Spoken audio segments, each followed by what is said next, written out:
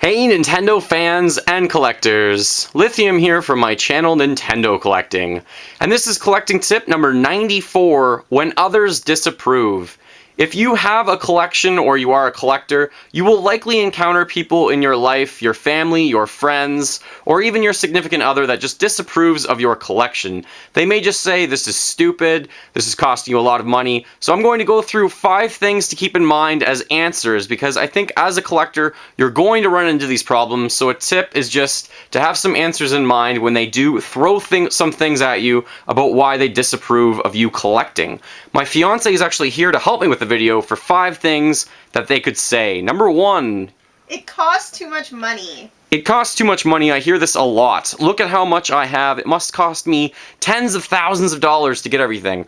If you're a smart collector, you buy things in a lot with many things, you keep what you want, you sell off what you don't need, and then you actually just end up breaking even. I've also made some money off my YouTube videos, so I've been very smart. If you're smart with collecting, it doesn't have to cost you a lot of money. Number 2. It takes up my time with you. It takes up my time with you.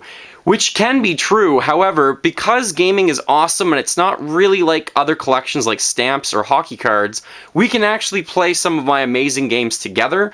So instead of just taking up all my time and not spending time with the other person, perhaps play a game with them, and then they might see it from your angle and might really appreciate video games a bit more.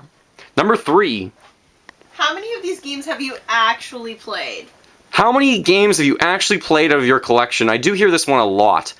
All of my games, when I get them, I do test them, and I've actually only beat, I would say, 10 to 15% all the way through of my games. A lot of the others I have tried out, maybe 30% or so I've actually played quite a bit of. But in my lifetime, I'll have some amazing games to play for many years to come, so that's excellent. Number 4.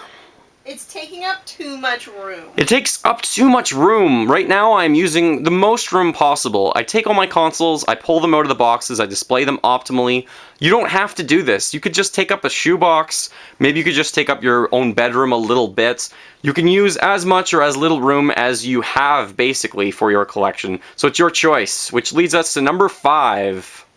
You actually have useless consoles that don't work in Canada. I do have consoles that are the same and they repeat and they don't work in Canada. This is my own decision as collecting, and this is probably the most foolish thing that I do have in my collection. A lot of consoles and controllers. However, I think it's cool, it's my hobby, and I really like doing it. Thank you for watching collecting tip number 94. Make sure you fill that like bucket, follow me on Facebook and on Twitter, and remember, as always, game on.